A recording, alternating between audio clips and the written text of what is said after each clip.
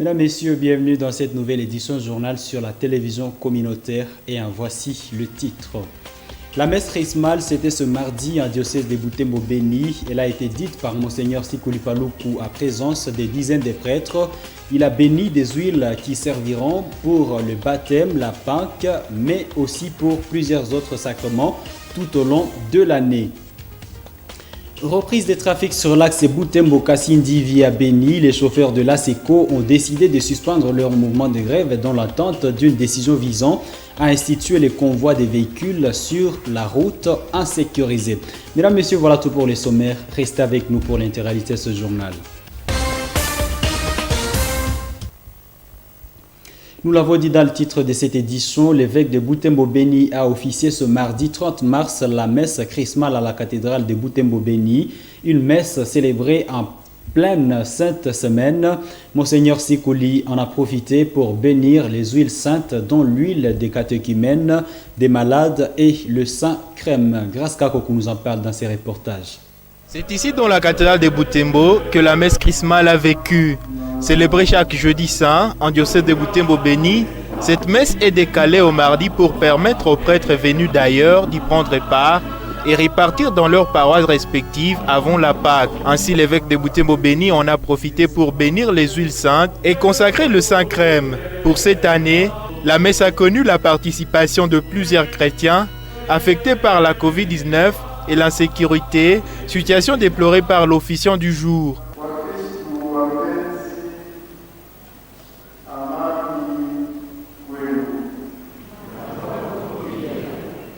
Que la paix de Dieu soit avec vous. Nous célébrons ce jour la messe chrismale, c'est-à-dire la bénédiction de l'huile des catéchumènes, l'huile des malades et le saint crème.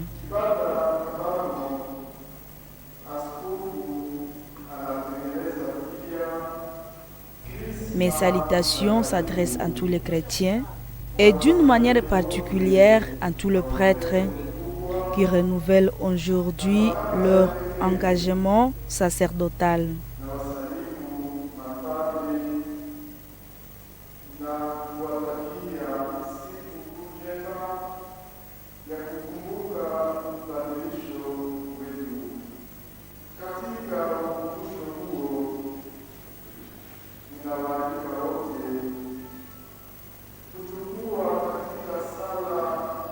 Je vous prie de soutenir par vos prières notre diocèse qui traverse actuellement un moment malheureux lié au massacre.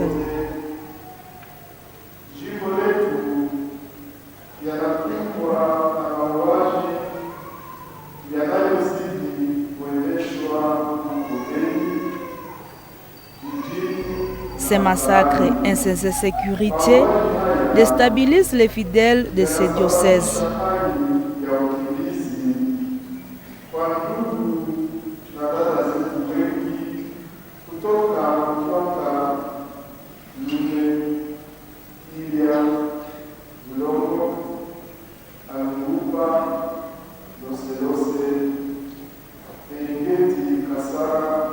Ces huiles serviront pour les baptêmes, la Pâque, mais aussi pour plusieurs autres sacrements tout au long de l'année. Les prêtres du diocèse ont profité de cette messe chrismale pour renouveler leurs promesses sacerdotales. Au cours de cette messe dite à la cathédrale de Butembo-Beni, Monseigneur Sikuli Paluku les a appelés à la fraternité. Roland Kakimo nous en parle. Dès 9h, ces prêtres ont débuté par une procession ici à la cathédrale Mater Ecclesiae de Butembo. S'en est suivi une messe qui manifeste l'unité de toute l'église diocésaine autour de son évêque. Une cinquantaine de prêtres ont fait la fierté de participer à cette célébration. Ils ont saisi l'occasion pour renouveler leurs promesses sacerdotales. Par ce geste, ils cherchent à vivre toujours plus unis au Seigneur Jésus, chercher à lui ressembler, renoncer à eux-mêmes, être fidèles aux engagements attachés à la charge ministérielle. Dans son homélie, l'évêque les a invités à vivre la fraternité. Nous nous efforçons de vivre les uns pour les autres et non les uns à côté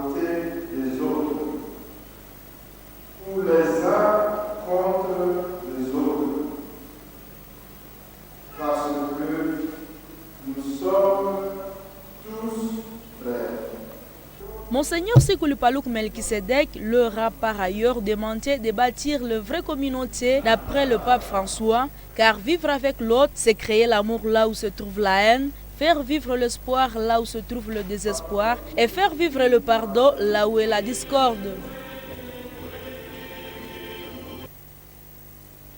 Changeons de chapitre pour parler politique dans cette édition. Les propos du président de l'Assemblée nationale continuent à susciter des réactions au pays.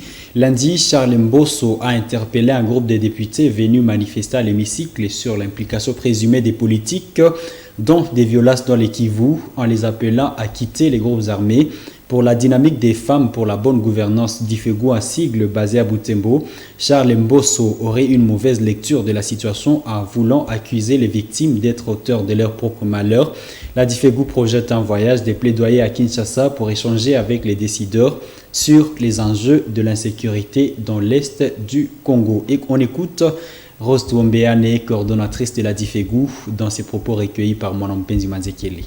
La dynamique des femmes pour la bonne gouvernance d'Ifegu, une structure citoyenne et apolitique féminine de la ville de Butembo, continue de déplorer et condamner la continuité des massacres dans plusieurs villages des territoires de Béni, au nord Kivu, et quelques villages de l'Ituri. Nos compatriotes continuent de périr innocemment pour des raisons que personne ne connaît. Le président de l'Assemblée nationale a insinué des choses graves et ces propos ne peuvent pas se passer inaperçus. Le président de l'Assemblée aurait craché sur le sang des compatriotes morts dans cette tuerie et sur les efforts de lutte fournis par tous. La dynamique des femmes pour la bonne gouvernance et ses partenaires va implémenter une série d'actions pacifiques. Maintenant, tout va se passer dans la capitale congolaise auprès de différentes parties prenantes dans la solution au problème de Béni. Après 3 jours de suspension, les chauffeurs membres de l'ASECO ont repris le trafic sur l'axe Butembo-Kassindi à Béni depuis lundi 29 mars dernier. Ils disent être en pourparlers avec les autorités provinciales pour garantir leur sécurité sur cet axe où leurs collègues font ces derniers temps face aux attaques récurrentes des rebelles ADF. Suivez le détail dans ces reportages. Depuis lundi, ces chauffeurs ont décidé de reprendre le trafic sur l'axe Butembo-Kassindi via Béni. Mais ici au parking La Victoire, nombreux hésitent encore à se lancer sur cet axe insécurisé, craignant pour leur vie. L'association des chauffeurs du Congo ASECO demande aux autorités provinciales à vite décider du convoi des véhicules sur cette route pour garantir la sécurité des passagers. Déjà là, malgré qu'il n'y a pas assez de clientèle, parce que plusieurs personnes quittent Béni pour Butembo, mais ceux qui rentrent à Béni sera suite à ce qui se passe à Béni, le massacre là. Ça empêche que les gens ne viennent plus de Béni de Butembo pour Béni. Nous sommes réunis avec le général Chirimwami. Alors, nous n'avons pas eu de réponse là dans cette réunion. Alors, c'était encore fixé rendez-vous pour aujourd'hui. C'est par là que notre délégation est descendue à Béni pour aller voir si on pourra conclure. Et c'est de là qu'on saurait ce que nous aurons déjà réservé comme réponse à nos requêtes. Soyons sécurisés, effectivement. Il faut qu'on nous sécurise, le gouvernement. C'est depuis le vendredi dernier que les chauffeurs de l'ASECO ont suspendu le trafic sur l'axe Butembo-Kassindi à Béni. C'était la mort de 2 de leurs membres dans une attaque ADF qui a coûté la vie à au moins 5 personnes à hauteur de Kilia sur l'axe. Parlons autre chose dans cette édition. Des agents du personnel scientifique et administratif de l'université officielle de Rwenzori sont en grève depuis ce mardi 30 mars. C'est sur une décision du syndicat du personnel en solidarité avec 2 de leurs qui avaient été écartés par le recteur de cette institution d'enseignement supérieur et universitaire. Leur péché, c'est d'avoir sollicité de rencontrer le recteur pour lui parler, pour lui faire part alors de leurs observations sur la gestion de cette université. Grâce Kaniki, le point. Ici, c'est la cour de l'université officielle de Rwenzori UOR dans ce site de Kitulu. C'est ici où fonctionnent les gros des bureaux administratifs. À ce jour où la grève a été déclenchée, aucun bureau n'a ouvert ses portes pour les activités de routine, moins encore les auditoires dans lesquels les étudiants suivent régulièrement cours. Seul dans cet auditoire, un enseignant visiteur, pour des raisons de son agenda, y donne cours. Le personnel de cette institution a décidé de débrayer en solidarité avec deux de leurs suspendus par le recteur pour avoir sollicité une audience auprès de ce dernier pour échanger sur la gestion de leur institution. Paluku Kihimba est président du comité des étudiants de l'UOR. Il regrette que le cours soit suspendu quelques jours seulement après la reprise. Je veux dire que la grève ne peut pas manquer d'impact parce que les étudiants en général, on peut dire qu'ils sont un peu dérangés parce que nous avons connu beaucoup de retard. Et comme vous le savez, nous avons connu de grèves en répétition, nous avons connu beaucoup de situations compliquées. Et la plupart d'entre eux voulaient que vous connaissiez peu de voir comment on peut rattraper le temps. Et donc cette grève, je pense, ne va pas passer inaperçue, surtout qu'en principe, les revendications des agents, tous les problèmes qui se passent à notre université, nous en sommes conscients. Et maintenant, arrivé à un certain moment où nous allons cesser les cours pour des questions en principe qui ne nous touchent pas directement, si bien que nous sommes à la maison. Et je pense qu'à un certain moment, ça va déranger les étudiants. Et d'un moment à l'autre, ils peuvent se prononcer par rapport à cette situation qui se présente. Ce dernier prévient que si cette situation perdure, les étudiants vont réclamer la reprise des cours par des actions de revendication non violentes. Contacté, le recteur de cette institution n'a pas reconnu l'existence d'une quelconque grève dans son institution. Hors caméra, il a plutôt parlé de cas d'absence au travail de ses agents. Depuis un an, le Nord Kivu s'est doté d'un édit portant protection des défenseurs des droits de l'homme. Il s'agit d'un texte des lois des 19 articles qui leur garantit la liberté dans l'exercice de leur travail. La vulgarisation de cet édit a été au centre d'un atelier de formation ce mardi 30 mars en ville de Butembo. Francine Moussoa. Ils étaient une quarantaine, ces hommes et femmes, issus des différentes organisations de défense des droits de l'homme, à prendre part à cet atelier de vulgarisation de l'édit portant protection des défenseurs des droits humains. Une organisation de la synergie Ukingoetu en collaboration avec les députés provinciaux du Nord Kivu qui vise à protéger les hommes et femmes qui défendent les droits de leurs semblables. Maître Mbenzeo Tama, député provincial et défenseur des droits humains, reste convaincu qu'avec ces textes des lois, il fera plus face aux intimidations de la part de certaines autorités. Nous avons insisté sur le droit et devoir des activistes de droits de l'homme. Il a non seulement pas de devoir, mais également il a des droits. Et où il ne doit pas s'en prévaloir seulement sans pour autant exécuter aussi les obligations. Autant il a des droits, autant il a aussi des devoirs. Mais plusieurs en fait ont toujours été violentés dans leurs droits, tout simplement parce qu'ils se sont mis à défendre les droits des autres. Et plusieurs ils sont victimes d'intimidation, ils sont victimes d'arrestation, voire même victimes de meurtre, tout simplement parce qu'ils se sont donnés à la défense des droits humains. Ce n'est pas une tâche facile. Nous avons cru qu'avec cet édit, ça peut nous amener à amoindrir en fait, le taux de violation de droits reconnus aux défenseurs des droits humains. Une vulgarisation qui réjouit les défenseurs des droits humains. Ils ont pris l'engagement de vulgariser cet édit auprès de leurs bases respectives. Nous remercions les députés provinciaux ainsi que le gouverneur de la province de Nord Kivu pour avoir adopté et promulgué cet édit, puisque c'est vraiment un texte qui nous protège, nous qui sommes des défenseurs des droits humains.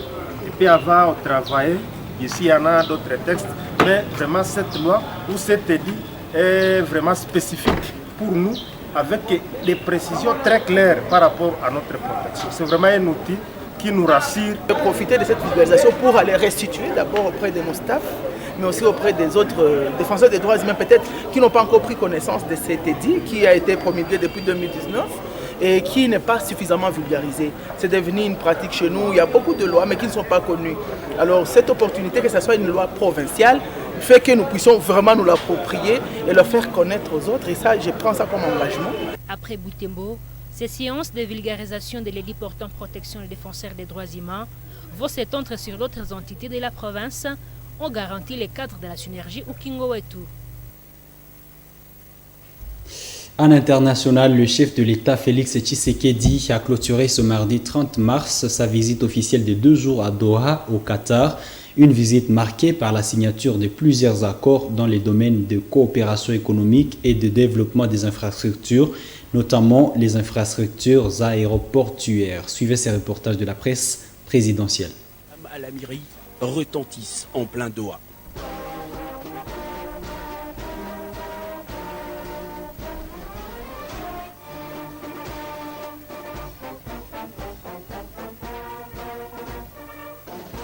Les hymnes exécutés, le président Félix-Antoine Tshisekedi, conduit au pas par l'émir tchèque Tamim Ben Hamad, passe les troupes d'honneur en revue avant de rejoindre le salon privé de l'émir. Les deux personnalités vont alors tenir une séance de travail avec leurs experts avant de s'entretenir en aparté. Après le tête-à-tête de près d'1 heure, le président de la République démocratique du Congo et l'émir du Qatar vont assister à une série de signatures d'accords historiques pour les deux pays. Il s'agit d'un accord général de coopération économique, commerciale et technique entre la RDC et le Qatar qui vise à garantir la sécurité et la protection des investissements massifs qui vont être effectués. Sur cet accord, les deux pays y adossent une convention pour éviter la double imposition de revenus, prérequis pour un traitement fiscal attractif des investissements.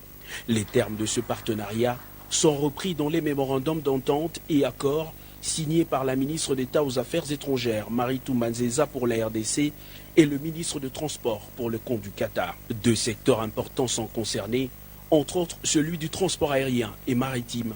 Les investissements souhaités dans le secteur maritime consisteront en la modernisation et le développement d'infrastructures maritimes stratégiques telles que le port de Matadi, Kinshasa et Boma. Concernant le secteur aérien, la grande compagnie aérienne internationale Qatar Airways proposera ses services à la RDC au travers de la régie de voies aériennes dans la modernisation, la construction et le financement de 3 aéroports phares, notamment Njili à Kinshasa, Loano à Lubumbashi et Ndolo à Kinshasa pour l'aviation d'affaires. Un bel élan pour l'indépendance économique du pays. Félix-Antoine Tshisekedi Tshilombo poursuit son séjour à Doha. Plusieurs activités en rapport avec les investissements directs étrangers sont annoncées pour les prochaines heures.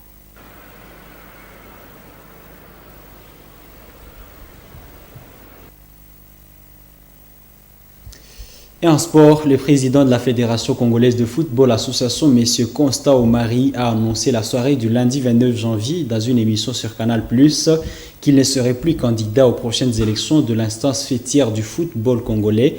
Dirigeant la FECOFA depuis décembre 2003, Constant Omari pense qu'il est temps de laisser l'arène aux autres car convaincu d'avoir fourni assez d'efforts au niveau de la FIFA et de la CAF ou encore au niveau de la FECOFA.